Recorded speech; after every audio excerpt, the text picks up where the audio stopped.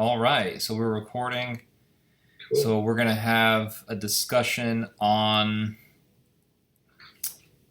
well, priests in the confessional confessing pedophilia.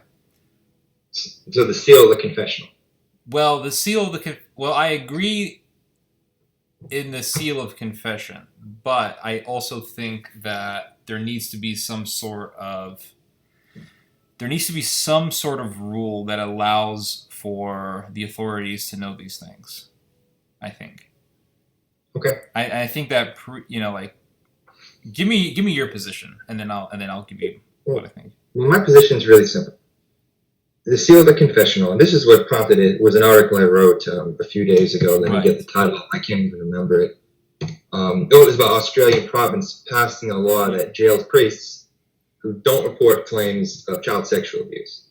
Now, the position of this that I have is the church's position, and it's the position for the whole history of the church, which is that the seal of the confessional is sacred. There is no exception to this. It cannot be violated because you're not confessing to the priest. You're confessing to God. The priest acts as the intermediary through which God's grace is dispensed because the priest, and this is just for people who aren't familiar with this, the priest receives his grace from previous bishops who received it from the apostles. It's the apostolic succession passed down from Peter through today. So that's the thing. The seal of the confessional is probably the second most, in my opinion, from what I've seen, probably the second most important thing in the church after the Eucharist. You can't violate that because that, aside from the fact you have I know newadvent.com has an article that shows at least 1,000-year history of cases where it can't be violated in spite of governments trying to force it. It's a pact between man and God. Man confesses to the priest, confesses to God. The priest is the one who acts as the intercessory on behalf of the apostles, based on Catholic tradition. You can't break that. And governments throughout history have tried to break that. And they'll say, well, there's an exception to this, an exception to that. There is no exception, because once you say there's an exception, not only is it a theological issue, but the confessional will turn into a government listening box. I'll give a perfect example here. You mentioned, what do you call it? Things that there should be an exception for. There's a guy named Robert Hansen. He was the head of the FBI for many years. He's Catholic. Yeah. He was probably the biggest traitor after Aldrich Ames to the Russians. He sold out the United States to the Russians. Huge secrets. He admitted in his own personal talk, not a priest, that he confessed exposing intelligence to the Russians. Now, one might say, well, he should have confessed. The priest should have been made to say that. But that's not the dealing between between God and the government. That's a confession of him to God. And ultimately, whether God forgives him or does not forgive him based on whether he amends his life, going forth and sin no more, because you don't get confession by cheap grace. A priest can give you 10 Hail Marys, but you can't, ultimately, if you don't repent of your sin, and Catechism will say this, you're actually keeping your sin plus adding more to it. You're just throwing yourself into you're basically going from bad to worse. Okay. So what I would say to that is, so let's say somebody confesses to the sin of heresy in the Inquisition. He confesses that sin, but he at the same time, that person was to be given over to the secular authorities. So even in an ecclesiastical or a Catholic society where Catholicism influences the laws, a person who confesses to the crime of heresy still has to be punished because that was against the law in those days. So I believe that if a priest confesses to the sin of pedophilia, which is against the law so far, 10 years. yeah, I think that there needs to be some sort of obligation. So the question I have is, I mean, if the priest hearing the sin isn't reporting that to the police, what kind of a priest is that?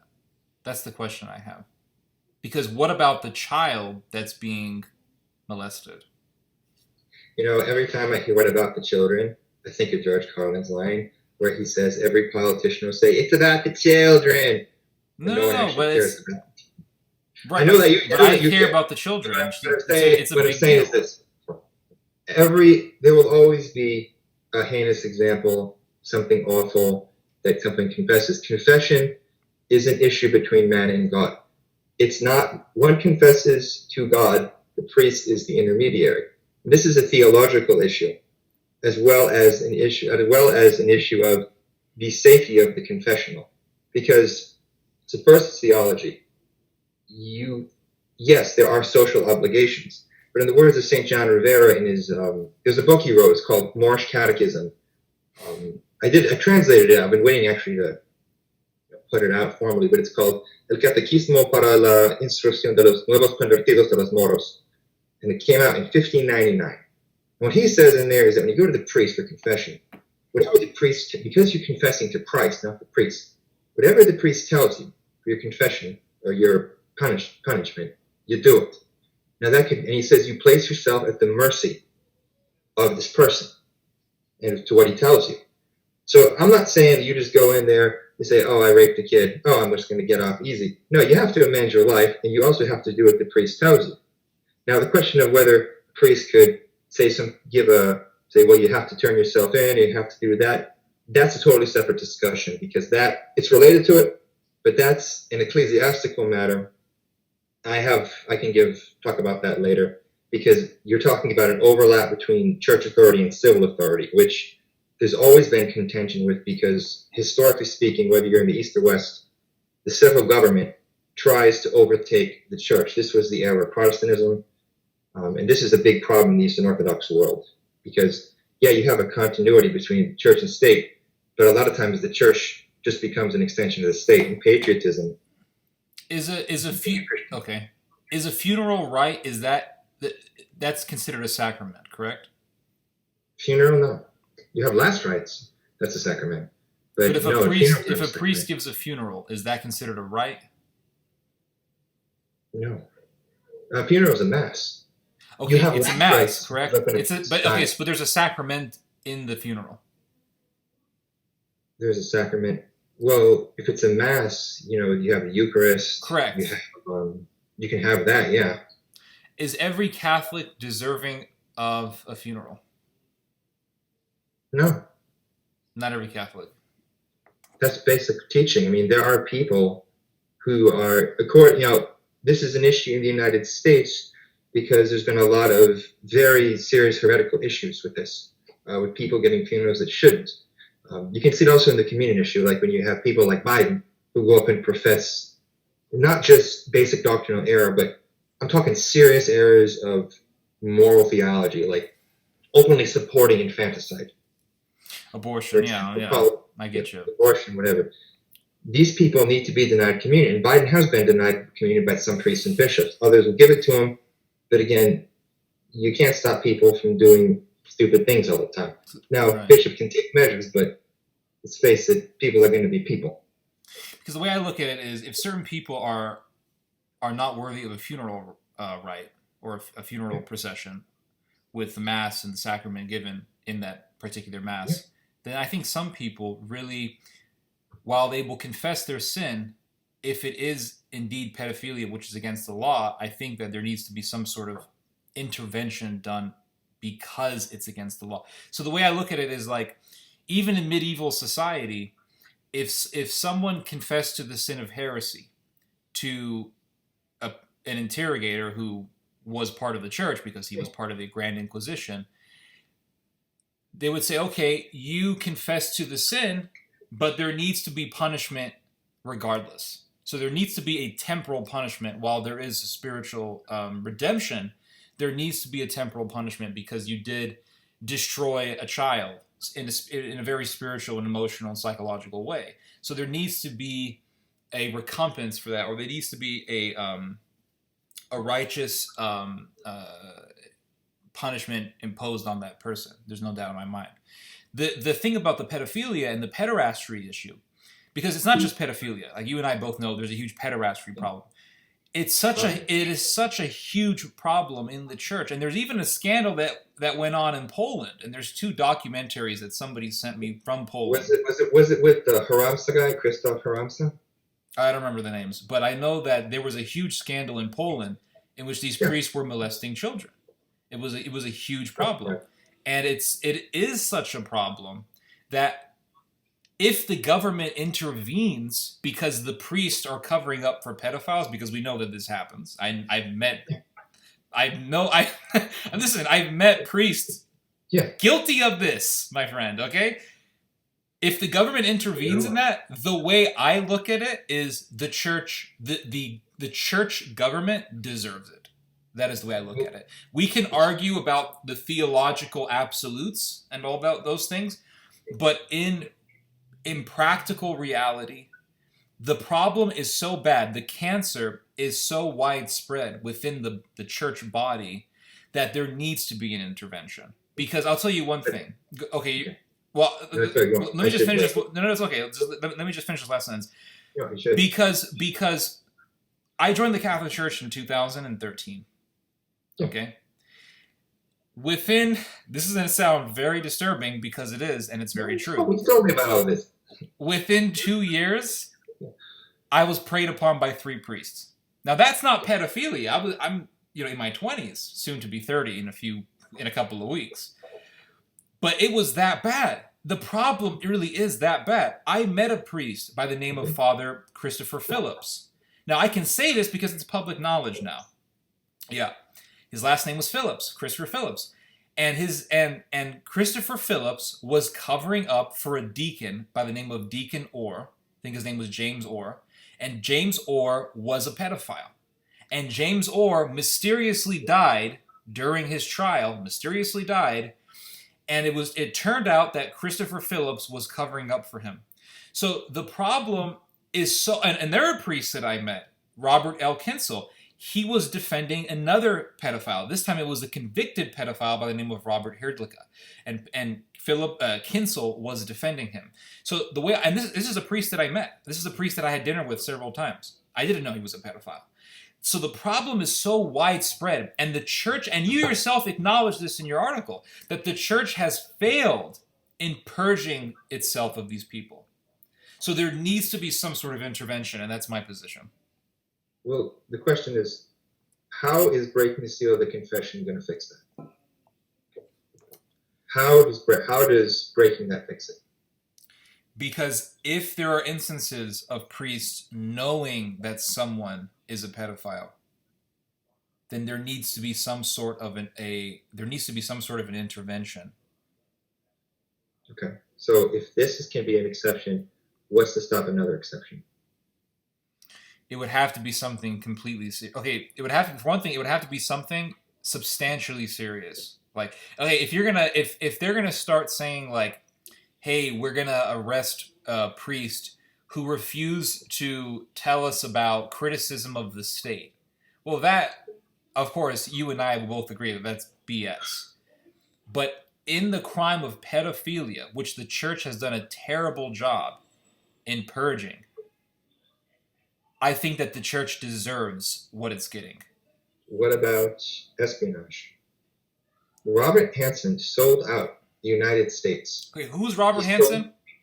I told you earlier, he was the head of the FBI. 1979 to 2001. Okay. He basically after Alder Games, he sold out. He was either him or Alder Games. They both are competing for the first and second spots for worst spy ever in American history. They sold out the U.S. to the KGB. That's the Frank Turk. Okay. He was doing this all the way through 9/11. He had confessed this to a priest. This is the worst crime you can commit in terms of against the government. Okay. Treason. Based on this reason, you could say the government has a responsibility to force priests to break the seal of confession because of espionage. And you know what? They would say that. And based on that reasoning, they could do it. And they will do it. They've done this for centuries. There was a case in the 14th century, I believe. St. John Nitmuck, I think his name was Nepomuk, I think he was like a Czech or Slovak priest. This guy became a saint because I believe, and I don't remember the story exactly. The king, Venislaus, like the fifth or something, fourth, he believed his wife was plotting against him, and his wife would regularly go to confession. He tried to force St. John Nepomuk to divulge the confessional. He had him tortured to death, and he still would not divulge it. Another example, there was another priest,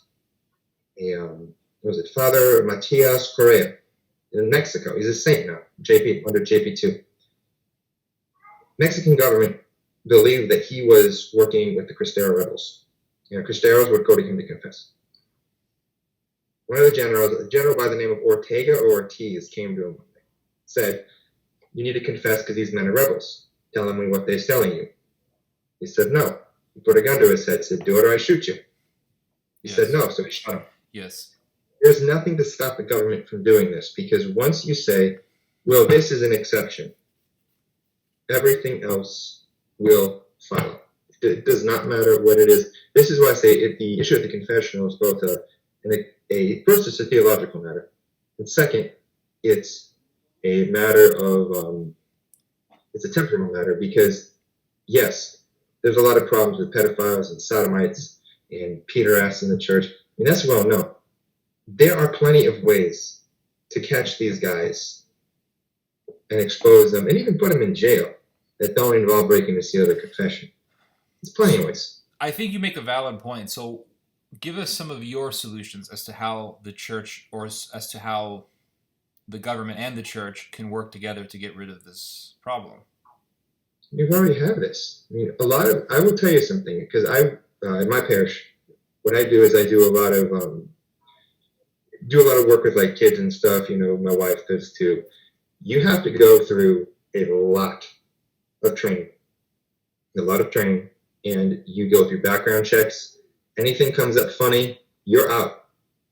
They screen you, and when it's done properly, when people actually do their job and screen it sorts people out. Priests, a lot there. Again, it varies by diocese.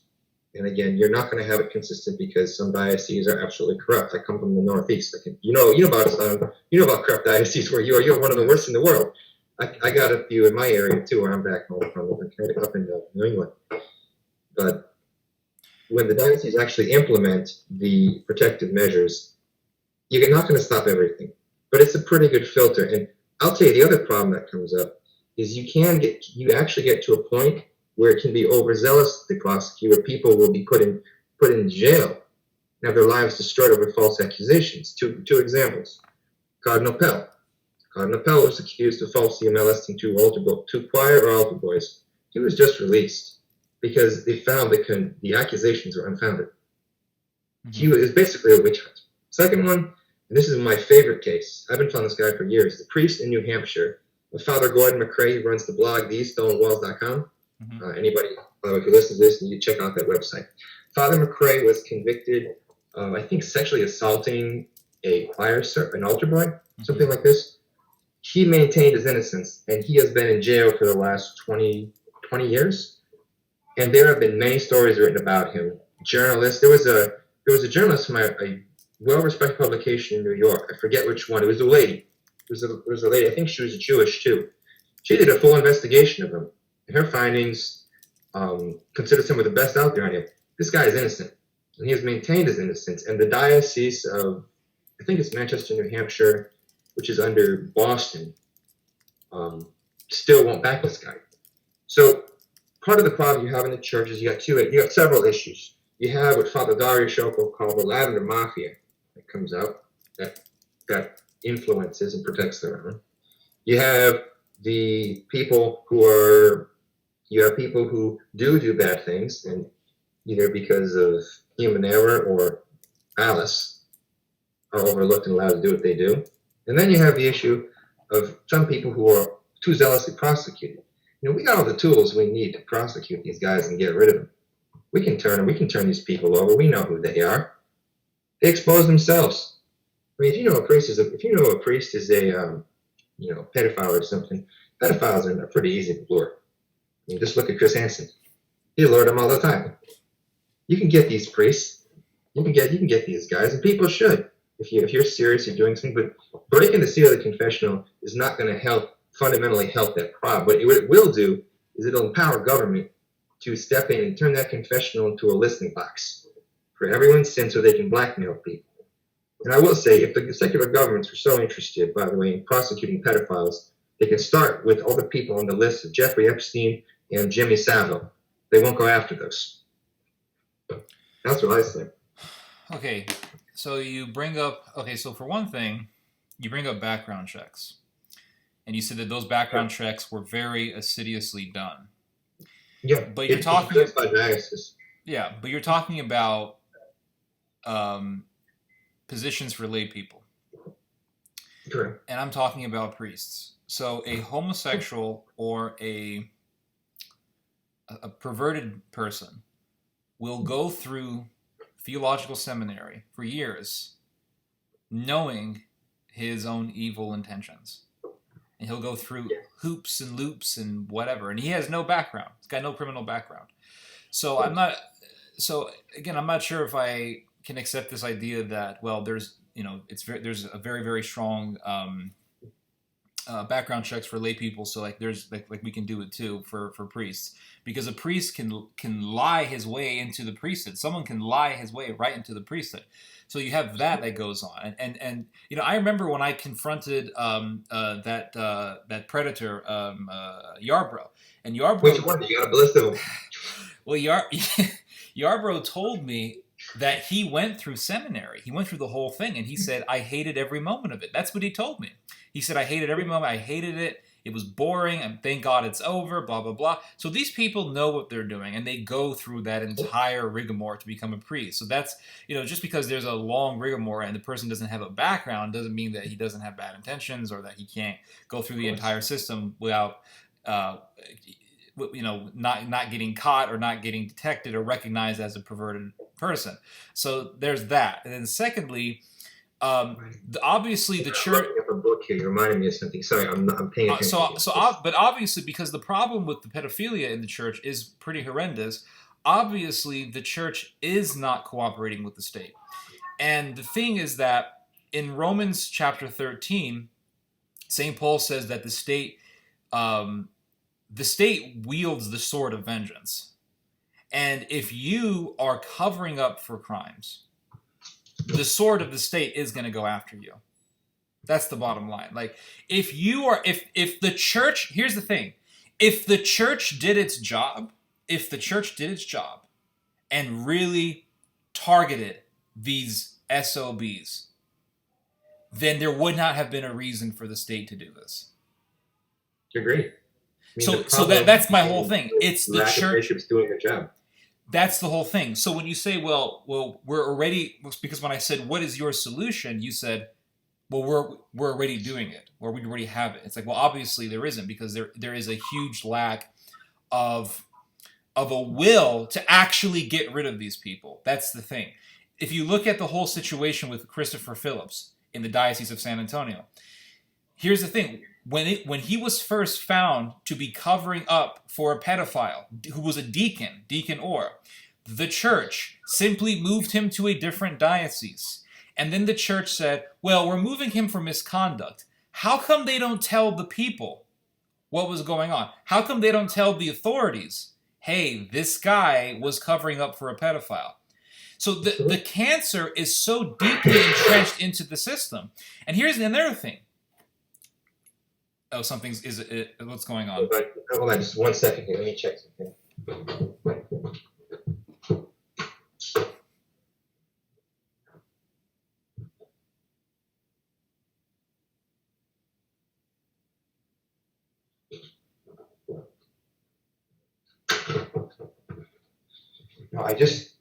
No, that was my cat terrorizing my kitchen pan. Okay. I thought it knocked something worse over. So going back, so what I was saying was, you bring up the law of confession. You say, well, there is this canon law regarding confession. The seal can't be broken, etc., etc. In this regard, you are following the letter of the law, but I am following the spirit of the law. That's what I'm going to affirm in this discussion. Because the spirit of the law is love, justice, and mercy. That's what Christ tells the Pharisees, because the Pharisees were all about, well, there's the code. We have to follow the code, and the code is this, and the code is that. And they got very, very mechanical and technical. But Christ said, you follow the letter of the law, but what about the spirit of the law? And the spirit of the law is justice, love, and mercy. And in this case, where is justice when you are covering up for a crime? A serious crime. I'm not talking about something like you bring up espionage, which is a crime, don't get me wrong. But pedophilia is something much worse than espionage. So it's something much more horrendous because a child is being destroyed. Not only that, that child is going to hate the church. Yeah. That child's going to hate that child will likely grow up atheist. So, or some other crazy religion or whatever, Buddhism, he'll go into something else. So, how are we following the spirit of the law, which is justice, mercy, and love, when we're covering up for pedophiles? So, and here's another thing. You bring up Epstein. You bring up Jeffrey Epstein. You're right that the state was covering up for Epstein. You're absolutely right. Why is the church doing that? Agreed. Why is the church doing that very thing? Actually, worse than Epstein, I think. Well, if we want to talk about, who's covering up who, my point is this isn't an issue of letter of the law. The sacredness. That's like saying, well, you're teaching on the Eucharist is just the letter of the law. We're following the spirit of the law, which is we receive the internal Eucharist. And people have said things like this before. We're following the spirit of Scripture. Lollards, Hussites. You go back to, I think it was Peter something. You go back to the 12th century, you hear arguments like this. What I'm saying is that we have a 2,000-year-old tradition, a practice rooted in theology, theological belief. It's not like the Eucharist, for example, is something that's debatable. You can't debate it because it's either the body of Christ or it's not. The issue of confessing your sins to God, that's either something between man does to God or man does to a priest. Now, if it's man to a priest, you're talking to a human being. You're confessing to God, and the priest is just the intermediary. That's to God. And breaking in, are we saying that 2,000 years of tradition, exegesis, sacred scripture, sacred tradition, the writings of the saints, case after case after case after case, beyond country and culture, for this one issue, goes out the window? Does it go out with, I'm not saying pedophilia is not serious. I'm not saying that you can't deal with pedophiles in a serious way. I'm not saying that the church has done a really bad job in reporting this, because that's how the problem started. I mean, I come from the Hartford diocese. The whole thing, this pedophile scandal broke in Hartford, Boston. They worked on this years ago. I mean, there were people who tried to report it. They got shut down. I know one guy who tried to report it. This was back in 1985. I want to say it. Sometime in the late 80s. He was put out. He was even blackballed by certain bishops whose names are still alive, so I don't want to say them. What I'm saying is, if we were to say we can change this theological belief and practice for this one reason, everything else under that can change. And it will be forcibly changed. The governments of the world will see to it that it's enforced, and not because they care about people, because it's for power. And this is the way it has always been.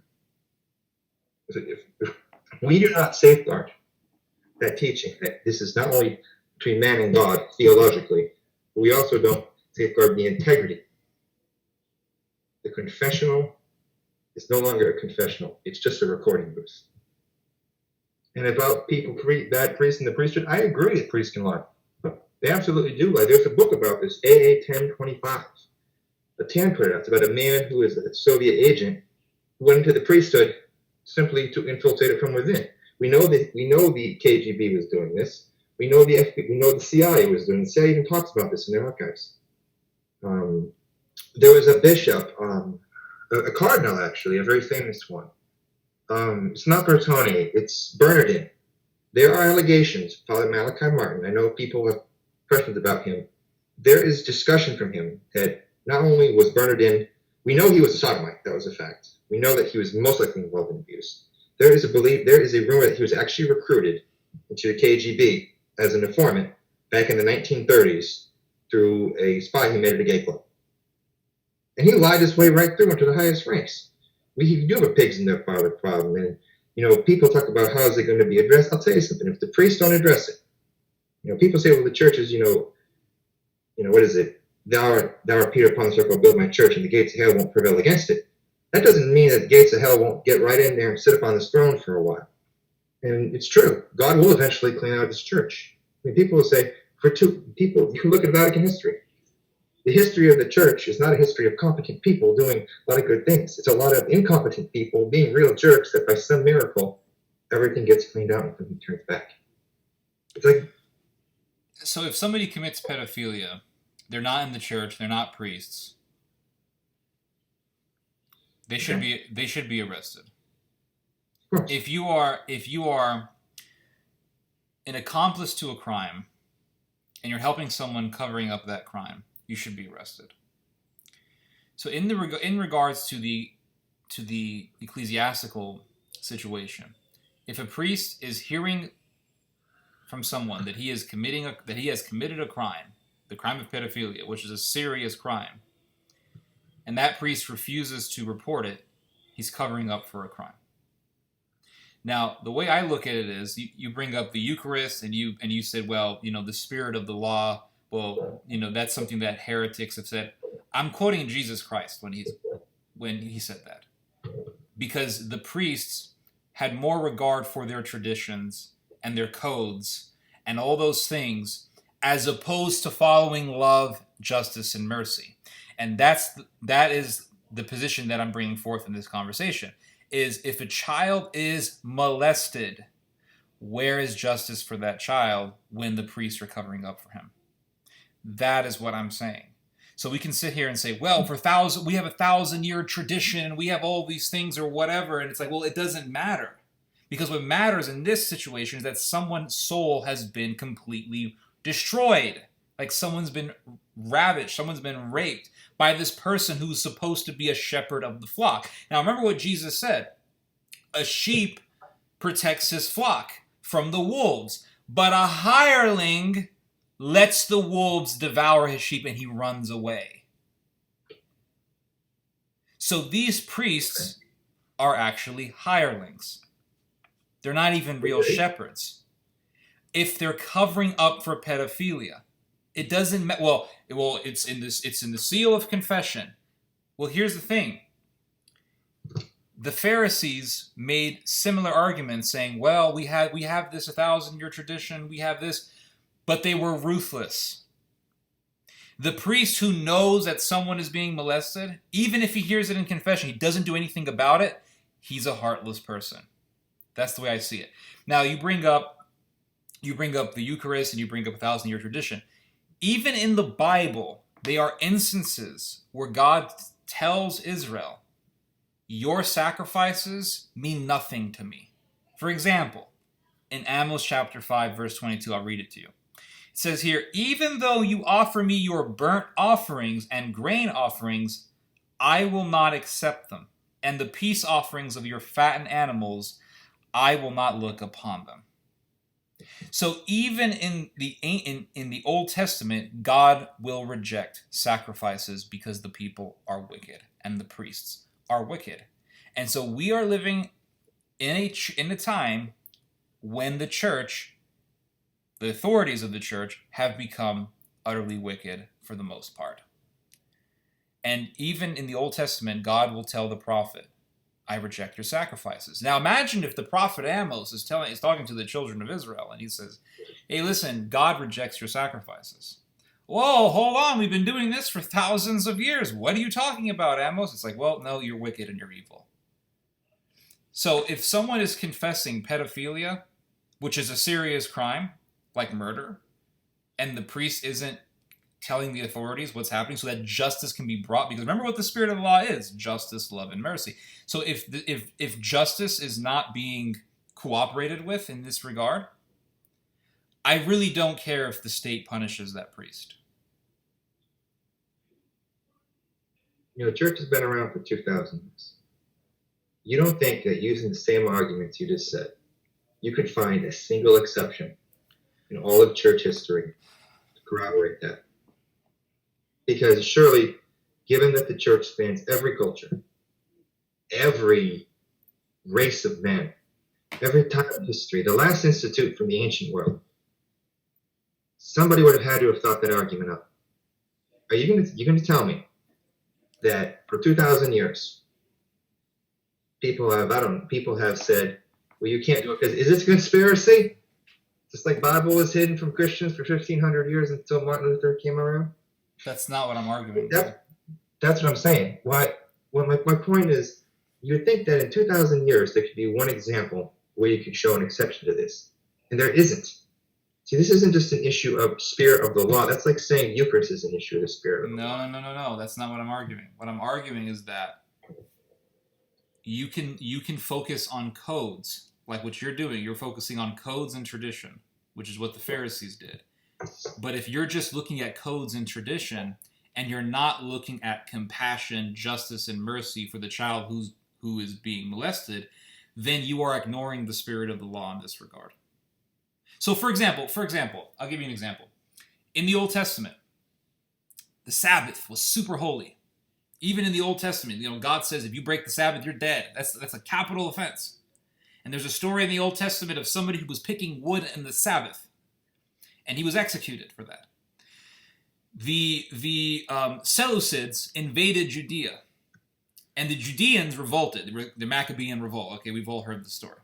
The Maccabees revolted. And we always hear about, the Maccabees, how they revolted, and then we had Hanukkah from that, and everyone has heard the story. But there's a detail in the story that is rarely ever said. And that is that there was a bunch of Judeans who were fighting against the Seleucids, and they didn't want to break the Sabbath in the middle of the war. And so they slept in a cave. And they rested. The enemy knew what they were doing. You know what the enemy did? They burned the cave, and everyone died inside. So somebody approached Judas Maccabeus and said, Judas Maccabeus, do we have to follow the Sabbath during war? And Judas Maccabeus says, we are fighting a righteous war against an enemy. Therefore, the Sabbath doesn't apply. And there are even cases in the Old Testament where Moses is fighting on the Sabbath. There's, I think, one instance in the Old Testament where Moses is fighting on the Sabbath. Why? Why didn't Moses say, no, we have to follow this code because that's the code, and it says it right there in the law that the Sabbath has to be followed no matter what, because if we don't, it's capital offense. God's going to get angry with us. Why didn't he do that? Because it was about the spirit of the law, which was justice, love, and mercy. So Judas Maccabeus and the Maccabees were fighting an unjust force. Okay. They didn't follow the code. So you're focusing on code and history, but I'm saying, what about the child that is molested? I'm focusing on theology, because if this is held, either the theology is you confess to God or you don't. That is the root issue. You confess to God or you don't. And there was a couple of points I wanted to mention. Let me just try to think through this.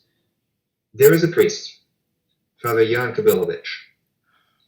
This priest, 19th century, he was set up by a parishioner who was framed for murder.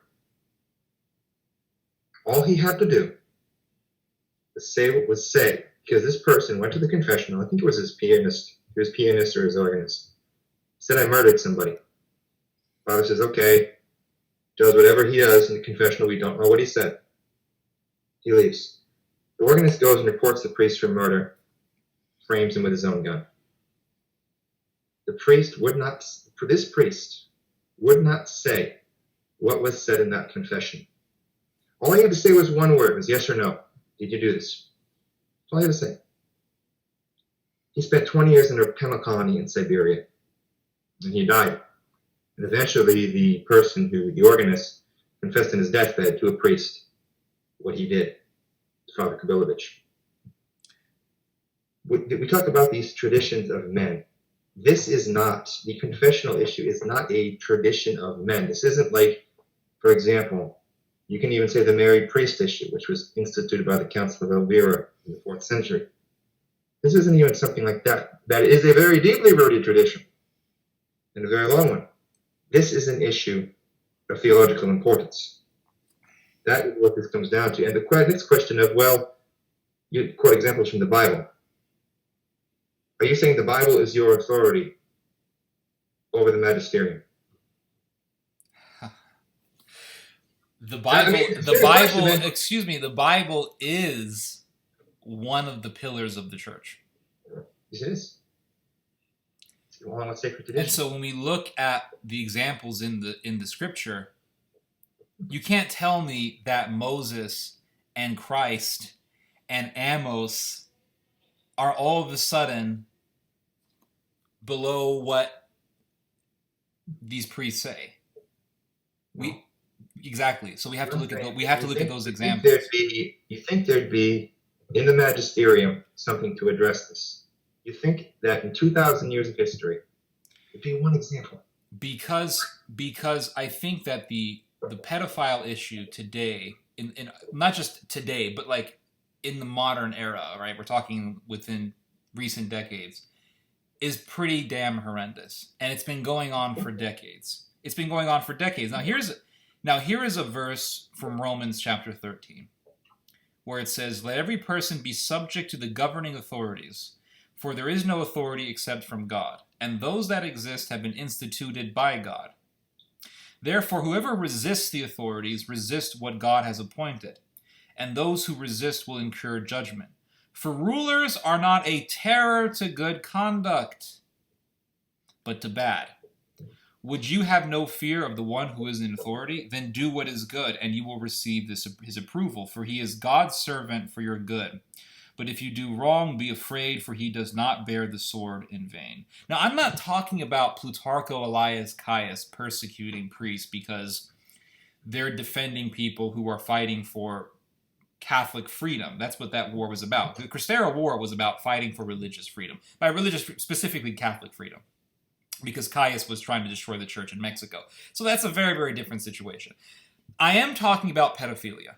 So I think we're both intelligent enough to know that there's a huge difference. And I'm not trying to insult you, but I know that there's a huge difference between revolting against true tyranny and priests covering up for pedophiles. There's a huge difference. Now, when you say, well, all these thousands of years of tradition, you don't think we would have just one thing? I'm not taking a Protestant position in this and saying, well, some guy named Billy Bob is the true leader of the church. I'm not making that position at all. Right. And I'm not trying to derail Catholic tradition. But what I am saying is that we have to be prudent enough, and we have to have enough discernment to understand that the church is filled with this cancer of Sodom. Has done almost nothing about it to get rid of the problem. And so are we going to, in this regard, are we going to follow justice? Or are we going to say, well, there's this code? Because if you're gonna have that position, then that's the same position of the Jews who said, well, we're going to follow the Sabbath no matter what, and they all burned alive in the cave. No one's just saying follow this code. What we're saying is, don't you think there'd be another way to entrap these people? Because this is a theological issue. Why this issue? Why the confessional? Why does this particular thing? How is this going to fix the pedophile issue? How is it going to expose people? Forget about the fact that governments will use it, that they will subvert it, because they've always done this, and it's consistent throughout history. How is that going to fix it? It's not going to fix it. What's going to happen, you'll get some people that will confess, and the people that do go to confess that are usually, if you're going to confession, to confess that you're sincere. You're sincere about it. Because a lot of people, I would guess, I don't have statistics on it because I wouldn't know what's in the confession. Most people who do this stuff don't care. Why would they even be going there in the first place? That doesn't even make sense. So what exactly are we going to get? What we're going to get is people having their nitty-gritty sins put down on a list, some guy at a listing office in Sedona, I think it's where they... That's a legitimate point. No, that's a legitimate point. What are we really going to get? People go to confession, go there because they actually feel some guilt. And they want to try to amend their lives. I mean, you have people who can abuse it, but they usually go there because it's a real thing. I mean, they want to change. If you say, well, we're going to report you, it doesn't matter what the issue is, people are not going to go because they're not going to trust it. And you know what? They're absolutely right. There's no reason to trust it. It's, like I said, it's as much a theological issue, an issue of really church teaching, straight from the apostles, as well as it is a practical matter. I'm not saying that there can't be good punishment. I'm not saying there's not good things to deal with. There's not good ways to deal with it. But this one way is not going to get us to the point where we want. There's more effective ways, far more effective ways. Like I said, look at Chris Hansen. Look at Chris Hansen. You can bait these guys as easy as you bait, a crab with a piece of meat when you're at the beach. You want to catch crab from the rocks. Now, to the example, you mentioned a history of Sodom. Look at St. Peter Damian. He wrote about the abuse of boys, sexual abuse, pedophile priests, and how they were all over Rome, and Rome was a den of pedophilia. Mm-hmm. He wrote about this in his book of Gomorrah. Eventually, what happened? A lot of that was destroyed. A lot of those priests were killed in time. For 200 years, you had Rome that was basically ruled by a bunch of sodomites, and who were having orgies regularly. The papal pornocracy of the 9th and 10th century. 9th and 10th century, I think that's what it is. It was about the year 900 to about the year 1050. And Hildebrand took over in 1054 and cleaned up a lot of that garbage. It's a problem. This isn't the issue of pedophile priests. I don't want to say it's not important, because it's very important. But this isn't a new issue, because you get two things. You get people that go into the priesthood that are from government agencies, many of them who are sodomites or sent in because, in the words of many intelligence agencies, they have no morality. So they'll just go and do whatever. And they don't care. They'll lie, cheat, steal to get in. That's a problem. And the other thing you'll get people who are trying to run from their problems, but they don't want to deal with them. And instead it ends up dealing with them, they end up trying to fix it in the worst way, and it consumes them. Those are the two most common things. And it's not like, we said the bishops or priests are not unaccountable. I mean, they can go to hell just as anybody else. Remember, I think it was in Vienna years ago. There was a picture. It was a relief carved into a pillar, and my tour guide was telling, with us, with professors telling us, he said, "What's that?" He said, "It's the Archbishop of Salzburg falling into hell." This was from the year 1300. I'm like, what on earth? It's like, oh yeah, he was a really evil guy and he did this, so they drew him going into hell. Because he probably did. Now, again, I'm not trying to say who's going there or not. What I'm saying is that it's not about the bishop. The point is that there's good and bad people no matter where you go. And the biggest issue of the church is the sodomite issue. That's where a lot of the pedophilia comes from. 80% of it comes from this one block. It is a huge issue. The church hasn't dealt with it. The church is getting it. Churches are getting beat up right now by the secular laws. But taking away the confessional, not only is a theological violation, is also going to have massive secular consequences. I get what you're saying, and I think you make valid points. I really do. But there are cases of priests confessing to the crimes of pedophilia, and they keep doing it and doing it and doing it. For example, there's the case of Father Michael McArdle in Australia. This guy confessed to 30 different priests. 30 different priests about what he was doing. He confessed them. But he was a serial pedophile. So, obviously, if you're confessing to 30 different priests that you molested children, there needs to be an obvious intervention in that. It can't just be, well, yeah, he confessed, but it has to be held, it has to be secret and all these things. Obviously, there needs to be something done about that. How did they know it was him? Seriously. There was an entire investigation. No. There was an entire investigation. He was eventually convicted. He spent like over 6 years in prison. No, I'm not saying that he didn't do it. You can go to 30 different ones. I'm just saying, when you go to confession, there's two ways you go. You can face the priest, or you don't. And most people don't, and for good reason. And it always was that way. The face-to-face thing was not in the Eastern world, in the 60s. Not in the Eastern world. They still. In which? But we're not talking about the Eastern world. So, but anyway, the point is, you're going to say that we don't even. How do these priests even know they were talking to this guy all the time? Well, there's a report here from an Australian publication, and it says here that okay. So there was a lawyer by the name of Jed McNamara, and he said an affidavit filed by McArdle in 2004 revealed he confessed 1,500 times to 30 different priests over a 25-year period. So it's a fact that this happened. McArdle, who resigned from the priesthood in 2000, he resigned for a reason because he was molesting children, was jailed in 2004 for 6 years for 62 indecent dealing charges against 14 boys and 2 girls over a 22 period from 1965 in regional Catholic parishes across Queensland.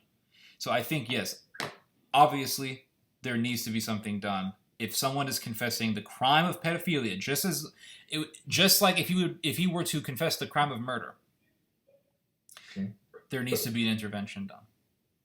Okay, I don't disagree. There needs to be an intervention.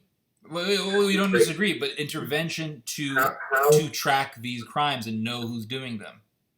So we have to track everyone's crimes in the confession. Not everyone's crimes. Serious crimes like murder and pedophilia. And how will we sort through those? And then what I'm saying here is, look, if this guy is committing 1,500 or 15,000, which one was it? It was 1,500. 15. Yes.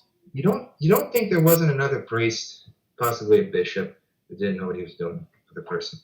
No, obviously other people knew what he was doing. You can't do something 1,500 times that blatant over 20 years. Exactly. So this obviously the church isn't doing its job. The state needs to intervene. Why would the confessional have made a difference?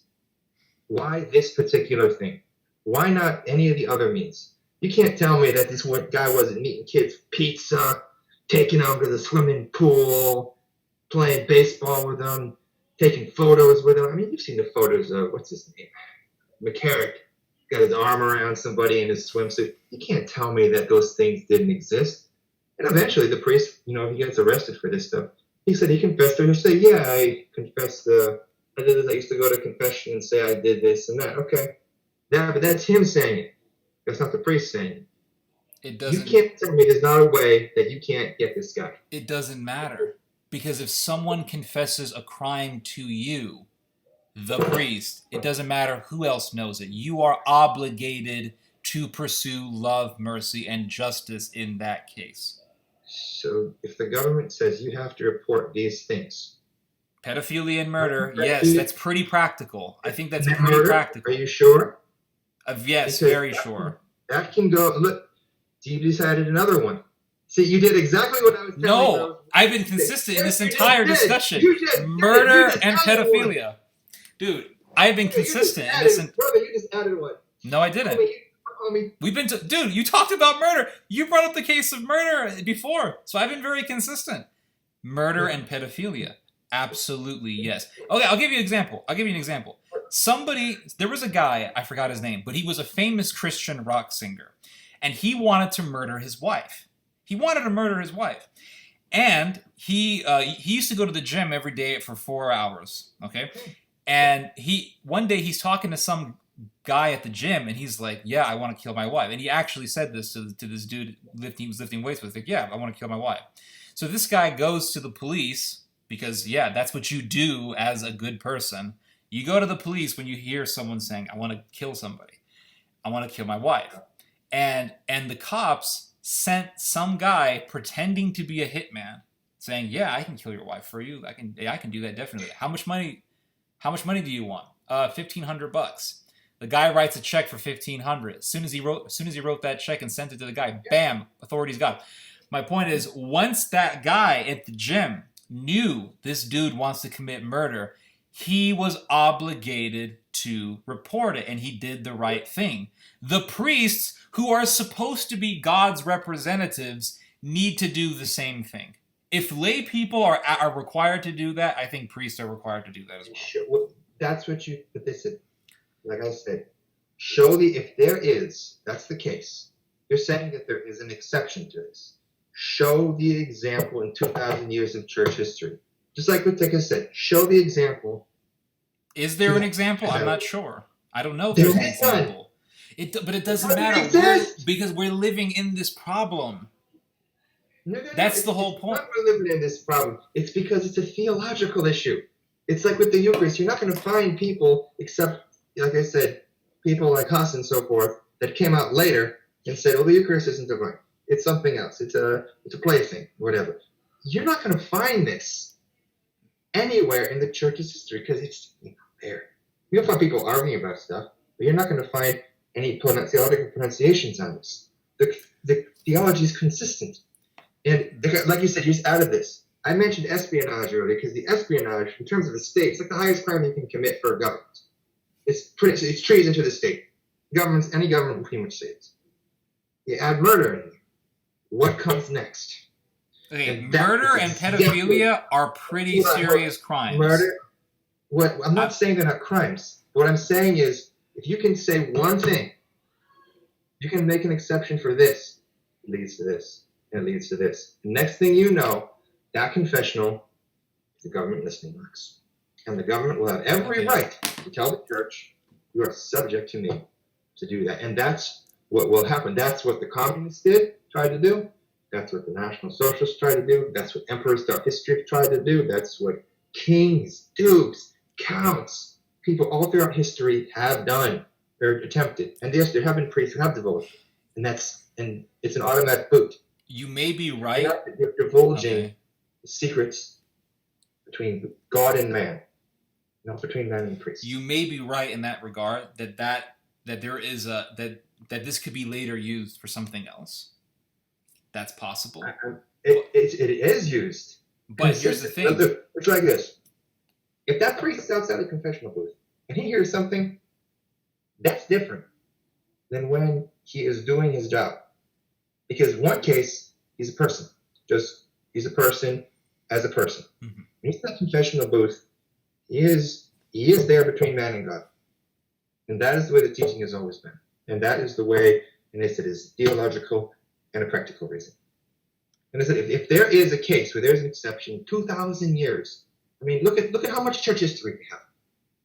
Where's the example? Okay. There has to be at least one. Do you agree that if a priest hears a crime confessed, that he can tell that person to turn himself into the police? That is what St. John Rivera says. So yes, that is why. And how many of these priests have told these pedophiles to turn themselves in? I don't know. I'm going to say no one would know. I'm going to assume almost none. Because I know these priests how they are. So if they're not even telling, a priest couldn't even divulge that information.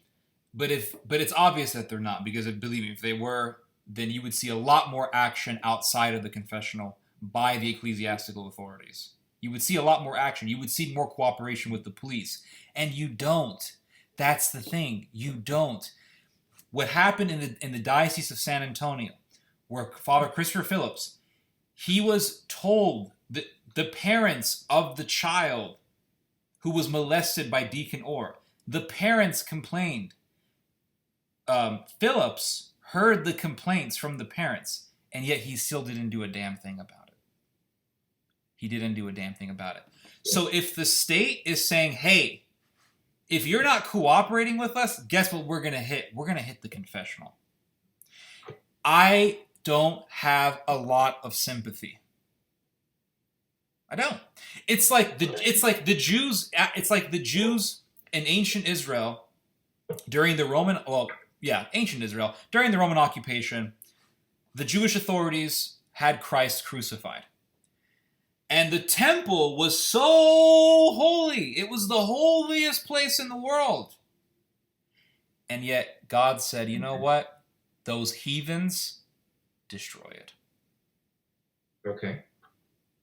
So the church is so decayed. It's so utterly decayed with a bunch of boy lovers and pederasts that if the state hit the temple like the Romans did, they don't have my sympathy. It's just, they don't have my sympathy. The church should have taken a responsibility to clean up this, and it didn't do it.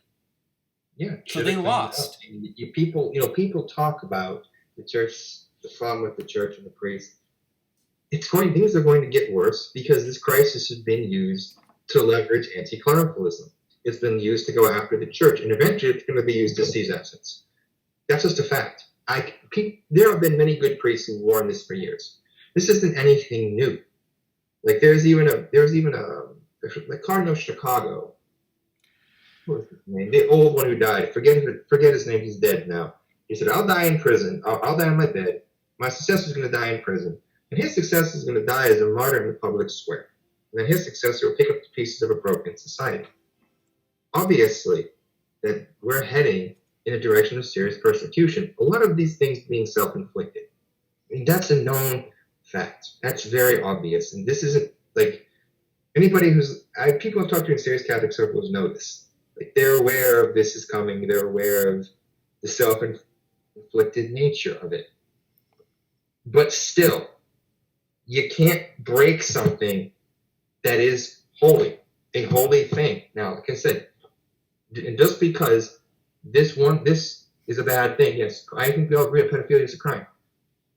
But you can't change the teachings, the revealed teachings based in the magisterium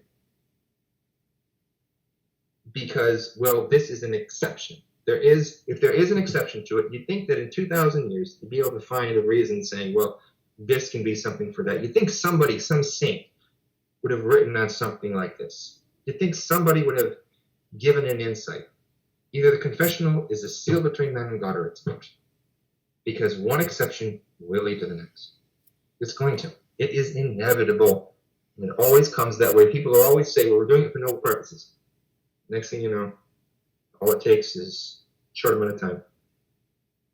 Not only is the theology gone, but the whole thing is subverted. Always the case. One reason will lead to the next. Every time. If you look at the number of children who have been molested by priests, it's thousands and thousands and thousands and thousands. Yeah. So with such a problem, this does not surprise me at all. It just doesn't surprise me. If I were a priest and someone told me that they molested a child, I would have them reported. In what context? In the context I just described. In the confessional or outside? In the confessional. You'd be excommunicated. Fine, I'd be excommunicated. But the entire church is cut. Not the entire church, but a huge chunk of the church is covering up for pedophiles, so it wouldn't surprise me. There are people who cover up. There's a lot of issues with this. There's also a lot who don't. There's a lot who don't. Yes. There's a lot who want to fight it. It's not just, the argument that, well, all these people are doing this. Yes, there is this issue. Church is also a huge institution. There's a lot of people that can come in there. A lot of different influences can get in, and quite easily so. You can't change the teaching. That'd be like going up in the altar, like I said, and saying that, well, this bread is just, one bread we're going to have. It's not the body and blood of Christ. That would incur being put out of communion, because that goes against the teaching. It's that simple. You can't. If you're outside of that confessional, you got it. Any other context, you got it. When you're in that's between man and God, and that's not for. In the words of one of the priests that I talked to, he said when he's in that confession, he actually doesn't remember what people say to him. Just one priest I know. He says he prays very hard that he can't remember anything. He prays very hard. And the reason why he praised this is because he said, these are not the sins that I need to know because they're not. It wasn't I don't need to know the sins. It's like, these are not things that I need to remember because they're not me. I'm just a mediator. I'm just a mediator. That's that. And I do believe him that he doesn't remember, from what I've seen and interacted with him about. Again, maybe he's not telling the truth. I don't know. Only he knows that. But the fact that the confessional is man and God, priest is the intermediator. Outside of that confessional, anything goes. But when you're in that one place, that's different. There's a reason for that. The people who are going to that place are going there for help. They're going, the church has always described itself as a hospital. They're going to that, theoretically, to get help. Who are we to say? Pope Francis, people took a lot of heat for saying, who am I to judge? And that can be taken a lot of weights. But who are we to say that a person is going to confession, no matter what the sin is there for malicious intentions or for good intentions? We actually don't know. The heart is known only to God. We don't know, you're right. But it's still a crime that has to be punished. Okay. But that's the point. If it's in the context of that, I'm not saying it's not a crime. What I'm saying is that when you're in that confessional, though, whatever the priest tells you, that is your penance. If you do it, but you don't care, yes, you're going to have to face God on it someday. You're going to have to face justice about that, and that's a reality. And there's plenty of people who abuse it, but this issue, the confessional, getting rid of, forcing mandatory reporting is not only a theological temporal violation, but it's also it's only a theological violation, it's going to lead temporal abuse. It is inevitable. Like I said, if there is an example, we got a whole church history. Where is it? I'm going to read to you the lines of someone that we all know. But whoever you'll find out. A lot of them. But whoever causes one of these little ones who believe in me to sin, it would be better for him to have a great millstone fastened around his neck, and to be drowned in the depth of the sea.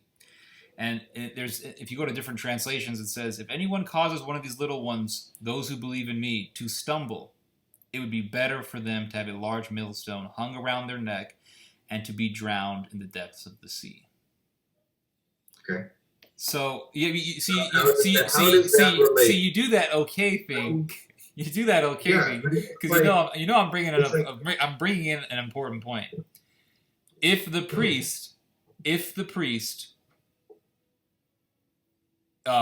molests a child, he has brought that person to near atheism. That person will hate the church. Okay. He will hate the church. And so if the priest is causing that child to stumble, if that guy is worthy to have a millstone around his neck, then the government intervening in this regard doesn't bother me. So you're okay, the government, in this regard, violating the seal of confessional, forcing priests to say, you did this or you're going to go to jail for the rest of your life and you'll be charged with this crime. Forcing them to do that is going to help that child. It's going to help stop pedophilia. That is going it's going to instill fear into the hearts. No. It will instill fear into the hearts, people confessing and receiving the grace for salvation. That is all that will instill. But you see, if they're not confessing pedophilia, they have nothing, or a serious crime, really, then there's nothing to worry about. Really? Yeah. Any sin can be used against you. That's why the government blackmails people. All governments do this. So a righteous person who truly wants to confess his sins, do you think that righteous person would be willing to actually go through the punishment that he deserves, the secular punishment that he deserves, if he has truly changed internally? Let's say he's a pedophile and he has truly changed internally, he should have no issue with going to prison. Is church history not full of people who've turned themselves in and taken harsh punishment and done penance for years? I'm talking about. See, you see that argument that you just did. That's exactly what Robert L. Kinsella did. He told the authorities. He said, put Robert Herdlicka, the priest who was a pedophile, put him through Catholic rehabilitation, which would be, I guess, penance and things like that, and not through prison. Don't put him through prison. And that's a load of BS. The reality is, if you commit pedophilia, and if you are truly repentant for what you have done, which I don't think these people are, but if you are truly repentant for what you have done, you should have no issue with the state knowing about what you've confessed so that you can have the proper punishment. So you're saying that you should be mandatory reporting to the state for this? No, what I just said was, if you have truly changed, because you said, who are we to judge, who are we to know whether or not these people have changed? Okay, if these people have truly changed internally, they themselves should have no issue with being turned into the state. Okay. How does that, though, affect the issue of the priest being forced to disclose the secrets of the confessional? How does that fix this problem? If the priests are truly desirous of justice and mercy and love for these children, they should have no issue with confessing that to the authorities. So the priest, you're saying that if a priest loves mercy and justice, yes, he will expose the secrets of the confessional. Pedophilia, yes, or murder, things like that. That's it. You're saying for this exception. And it's not the priest, though. It's not the priest's job to discuss. See, this is like a miscommunication on the nature of the sacrament. It's not to the priest. It's to God. You know, the priest is just the intermediary. Like I said, outside that confessional, anything goes. But this is between man and God, and the grace comes through the priest. It's not the priest's job to stand between man and God. The priest's grace works through him. If you put the priest there, it's saying the man is confessing to the priest. And yes, we say we confess to a priest, we talk to him, but it's because the priest is acting in persona Christi. He's acting in the person of Christ. I mean, that includes that's when he gives absolution. That's who we speak to. This comes from sacred scripture and sacred tradition. So you're saying, well, there's an exception to this. There can't be an exception to because this one crime, even if it's a bad crime, somehow fits that. There's never been a case like this. There's no example to back this up because it's an absolute. It always has been. Okay, well, we've talked for over an hour, so I think we've Cool. discussed this long enough. My last word on this, and I'll give you the last word afterwards, but my last word on this is that if, like I said before, if we are going to focus on code and tradition and ignore justice, which we are ignoring if we don't confess this crime, if we don't make sure that this crime is punished by the state. If we are going to do that, then we're no different than the Pharisees who follow the letter of the law. And I think that's what you're doing. I think you're following the letter of the law. And I'll just ask you a question. I'll ask you a question on this. If you're a priest, say you're Father Andrew, and some other priest or some guy confesses to you that he's molesting children, would you or would you not go to the authorities? And you saw this dude's face. I can't go. It's not a matter of whether I want to go or not. This is an issue. The confessional is an issue of it's an issue of divinely revealed truth. Okay. It's man to go. I cannot go. Okay. No matter what you want to do. Okay. Well, I'll give you the final word. Well, I think I've pretty much said what I had to say. It's a very simple issue. Is the confessional instituted? Is the priest instituted by God? Is the confessional? Do we confess to God or man? We're confessing to God. Well, we have The man is intercessory. Okay. That is, we confess to him, and losing my thoughts here, I'm so tired. We confess to him, and that's it. If there is a crime that's set outside, yes, you can. But between man and God, it's a theological and an issue of practice. And if there is a theological or practice issue, find me one in 2,000 years of church history, because you can't. Because this is not like the Eucharist. This is not an issue of a practice within the church that built up over time. This is an issue of divinely revealed truth. And if we violate that, we excommunicate ourselves, we put our own souls in danger. And there are many examples among saints and great priests who have either been wrongly executed or been executed for refusing to divulge the secrets for this reason, because it's that serious. Has a priest ever been executed for refusing to report the crime of pedophilia? I don't know about that. There probably is an example. I don't know. I can tell you that because I know a few examples. If someone says, well, I accuse you of this, the priest can't answer that, yes or no, whether he heard that. So he wouldn't say anything anyway. It's like the case of St. John Netmel. His case was, I think it was the king thought his wife was plotting against him. St. John Netmel can neither confirm nor deny what was said.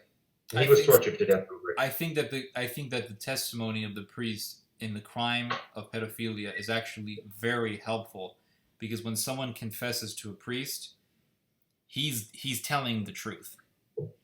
There's no reason to lie to a priest. He's telling the truth. The thing. So the priest's testimony is extremely damaging against the predator in this regard. That's why I think it's also very important. But in the name of pursuing justice to do this, it ends up unintentionally so, because I know you want what's good. Unintentionally so, it follows the same logic of every dictatorship that has ever walked the earth that has sought to subvert the church and the priesthood to its own liking, just like Martin Luther. Luther had great intentions. The church was a mess at this time. But his intentions to reform things turned into a nationalist nightmare where the church became the dog of the state. And that is what will happen. Okay, I think that it's a necessary measure to curtail this crime that's been covered up for so many decades by the church. But that's my position. Anyway, okay, so I think we've discussed this long enough, and yeah, all right. So I bid everyone good night.